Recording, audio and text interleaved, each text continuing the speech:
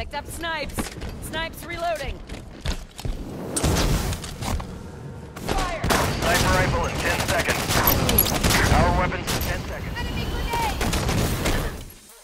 Man, there's a lot of toxicity right now on the old forums. What's up, BBKDRAGOON here, week 2 of Halo 5 beta and impressions. I'm not talking about changes that I want to see, rather I want to talk about the atmosphere and the tone of what's going on right now in the Halo community.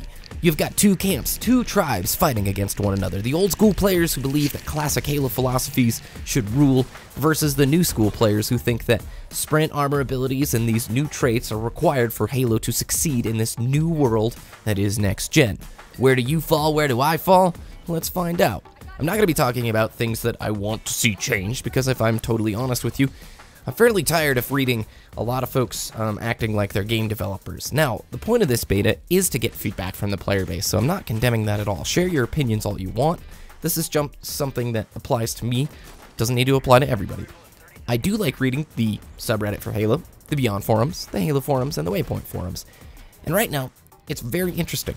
If somebody comes out and says, you know, I really like Halo 5 and I am enjoying what 343 is doing with the game, you have the opposition that usually bites back pretty quickly saying, you don't know what core Halo is, tay lols, how could you be silly noob? And vice versa.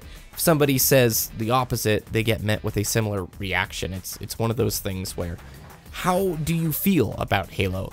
Do you think that Halo needs sprint armor abilities and this new tempo to succeed in next-gen gaming, and vice versa? Do you think if classic Halo were to be what Halo 5 is, if it was sprint-free, no armor abilities or Spartan abilities, would it succeed in today's gaming market? And that's the conundrum that we've really landed upon here, and that's where people are really battling it out.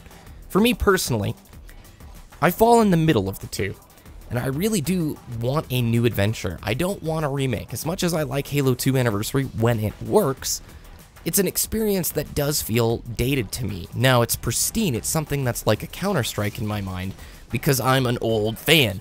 I have these rosy memories, these awesome times of classic Halo in my head.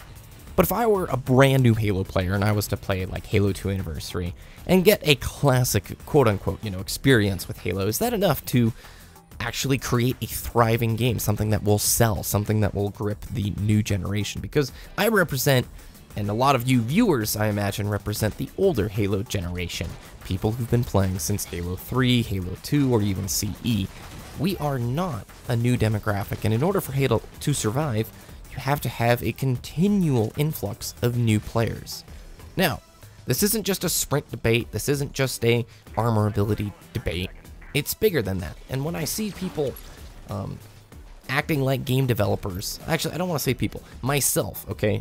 Myself, if I'm gonna act like a game dev and say this needs to be changed and that needs to be changed, everything is a feedback loop with a game. Everything.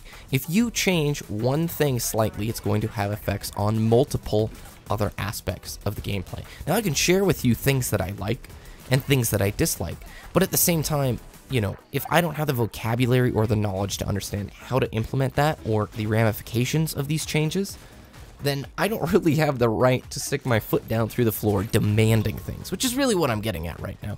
By the way, you saw some gold there on my old rankage. Got to Onyx, been playing Onyx matches, and the ranking system is much harder. I have noticed that games are much tighter, require a ton of teamwork. It's to the point where if I don't have a team to play with, it's kind of discouraging to play. I know that's not going to be an issue with the game's full release, because free-for-all in this game is going to be a ton of fun, I believe. And hopefully we could see an implementation of something like a solo queue. I think that'd be very interesting for a Halo game, is to have playlists where players entering can choose if they're just a solo player and can group up with, other solo players. You've seen things like that in Call of Duty games. If we can't get that, hopefully there'll be at least a social slayer. That way it's not super die-hard. The other thing, too, is everybody who's playing right now in the beta is they're pretty experienced Halo players in general. Or at least that's my feeling with the people I've been playing in Onyx this last week.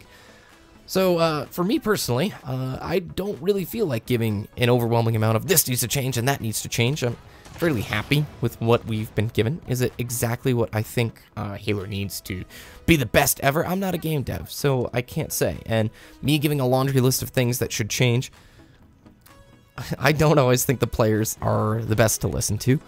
Doesn't mean you shouldn't give your feedback or opinions. I think that's important. That's part of the beta. But if it's done in a constructive way, that's important. But try not to put your foot through the floor and yell at others and get really angry for other people expressing those opinions. Actually, I don't really have to worry. It's not my viewers, but I'm just saying in general, Halo community at large. It's all over the Reddit. It's all over the forum posts. And it's just interesting to me because I see this kind of parallel.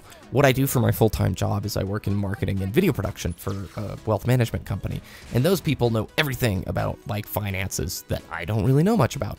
But when they come and talk about a video project or something and they know how they want it to feel, they can't really describe it with video lingo. They don't know how to get from point A to point B. If they want a video to feel this way, like really happy, or this should feel triumphant right here, or this should feel really like serious tone. They don't know how that's accomplished, they just know how it feels. And so if they say we want it to feel like this, they don't know what steps it takes to get to that. It could take 40 hours of editing, or it could do something that throws off something else in a piece. There's a lot of elements that work together, and people who are video folks are like, oh yeah, I know how to do that, but if we're gonna do that, you're gonna sacrifice this for that, blank to blank. The parallel here is I think a lot of people know how they want a game to feel, or they think they do at least, and they get very emotional about expressing that because we're attached. We like these games a lot, but they also don't understand that these are feedback loops. You change one or two things, it can have an effect on the entire system. And I also don't think they understand how a lot of the changes are actually gone about. That's not to put anyone down or belittle anybody. It's just an observation that I've had. I'm mainly talking about the boards and the Reddit and just the Halo community from its visible exterior. That's just kind of where I'm at right now. Anyway, I'm really looking forward to hearing your opinions. It was cool seeing how many of you responded to the last week video. I didn't get the chance yet to respond to all of it, but I read every comment I do and I try and respond when I get the chance. My viewers are pretty awesome. I think you all have a very good beat on things, but it helps me feel your temperature on all this stuff when you leave those comments down below and compare you to the bigger Halo community at large. Yeah, that's what I got to say. Hope you enjoyed the last week of the beta, the last week and a half really, and have a wonderful rest of your weekend.